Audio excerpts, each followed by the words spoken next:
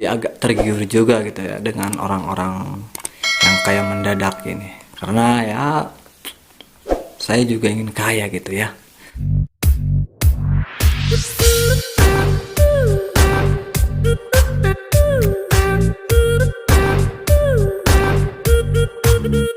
Hai sahabat bumi semuanya, kembali lagi bersama saya di LMDN Channel.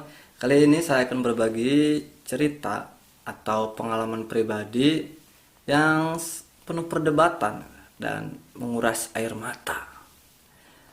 Apa itu pengalamannya? Yaitu tentang hilangnya duit saya atau sebagian harta saya yang diinvestasikan atau dibelikan kepada salah satu aset yang niatnya mau investasi tapi ternyata hilang gitu ya, yaitu kripto.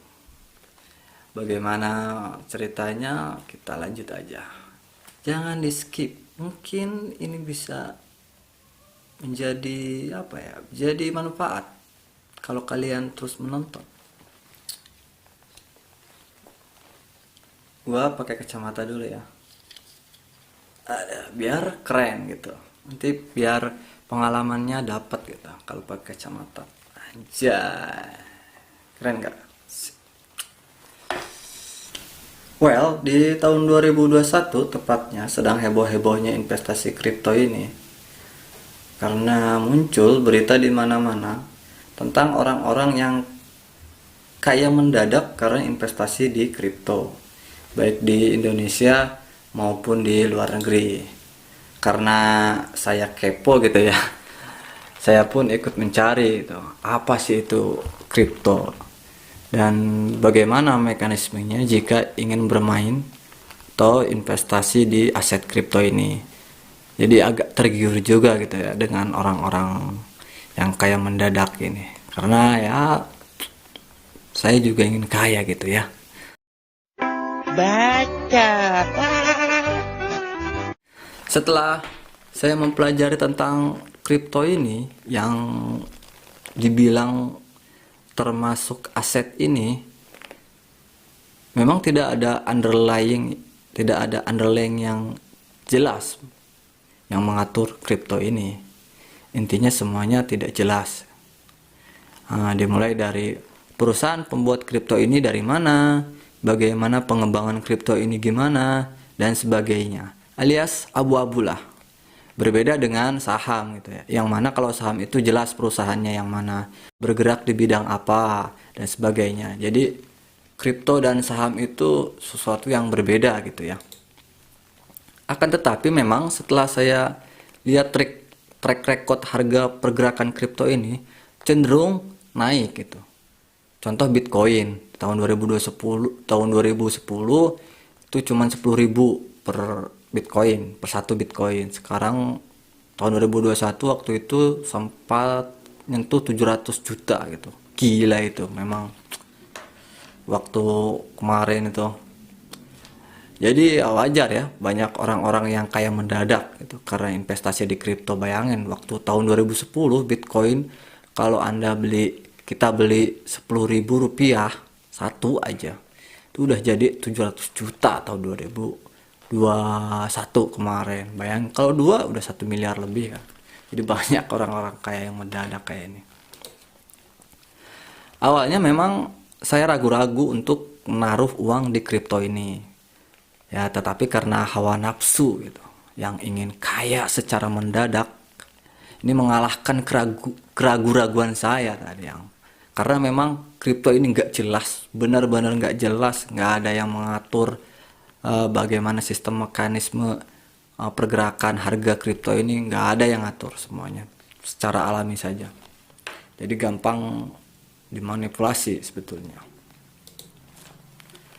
Kemudian saya pun mencari platform investasi kripto ini.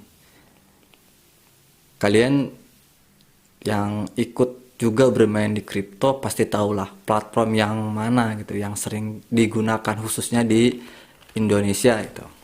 Nah, setelah saya mendaftar dan menaruh sebagian uang saya di beberapa aset kripto, ya karena kan saya memakai metode diversifikasi ya, jadi dibagi-bagi. Jadi kalau ada beli aset itu bermacam-macam supaya meminimalisir resiko.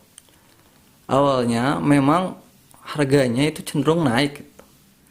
Lumayan lah naiknya. Ada dari beberapa aset yang saya beli di kripto ini naik gitu, dalam beberapa bulan naik ya, ada untungnya lah meskipun sedikit gitu karena udah terlanjur naik duluan gitu. Dan lama kelamaan harga kripto yang saya beli itu malah cenderung turun, konyolnya cenderung turun. Lalu saya pun mencari tahu penyebabnya, kenapa harganya bisa turun. Dan saya mendapatkan kabar bahwa banyak para investor yang duluan beli kripto ini menjual semua kriptonya. Istilahnya apa ya, take profit ya. Jadi banyak aksi jual besar-besaran yang dilakukan oleh investor di kripto ini yang punya banyak aset di kripto ini, dijual semua. Akibatnya karena sistem ekonomi supply and demand itu, kalau banyak yang jual harganya pasti turun gitu ya, kecuali banyak yang beli, yang jual sedikit, harganya pasti naik gitu ya. Karena ini banyak yang jual, take profit lah istilahnya, investor yang duluan itu dijual sama mereka, maka harganya turun, konyolnya di situ turun. Kemudian saya pun mencoba bertahan dan berpikiran ya udahlah, namanya investasi gitu ya. Kalau mau hilang ya hilang lah ya, bodo amat gitu. Meskipun dalam hati saya itu gerutu gitu ya, pengen naik harganya biar bisa cepet kaya ngedadak seperti orang-orang yang kemarin-kemarin lah ya, yang banyak beritanya di media sosial. Sialnya, selang beberapa waktu harga kripto ini malah semakin turun secara masif gitu. Turunnya gila-gilaan itu. Ya mungkin bisa jadi banyak orang-orang yang awalnya udah investasi di kripto malah ngejual gitu ya, karena cenderung turun dan takut harganya semakin turun dan sudah tidak percaya dengan kripto ini. Dan di saat itulah banyak orang yang miskin mendadak. Jadi tadi pas awal banyak yang kaya mendadak, dan setelah itu, setelah banyak yang investasi di kripto tahun 2021 dan harganya malah anjlok, jadi banyak orang yang miskin mendadak juga, jadi plus minus ya, banyak yang kaya mendadak, banyak yang miskin mendadak juga. Lucu sih memang, tapi juga apa ya, kripto ini menurut saya hanya settingan saja sih ya.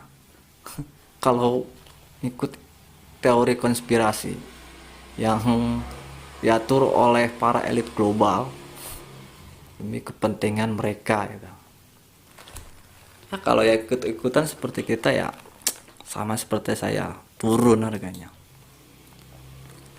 Dan saya pun kembali memperkuat keyakinan setelah turun harganya, duit hilang, ya udahlah, biarin aja. Bahwa tidak ada kaya yang instan atau mendadak. Semua butuh proses.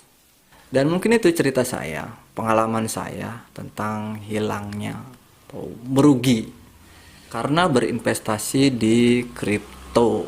Sekian dari saya, semoga bermanfaat untuk yang menonton. Ambil manfaatnya yang saya ceritakan, yang jeleknya buang. Saran saya janganlah main-main di investasi di kripto. Ini menabung lah, atau bisnis yang lain, jualan apa macam-macam. Mungkin itu. Tetap bersifat membumi semuanya teman-teman, harapan saya, jangan terlalu sombong juga.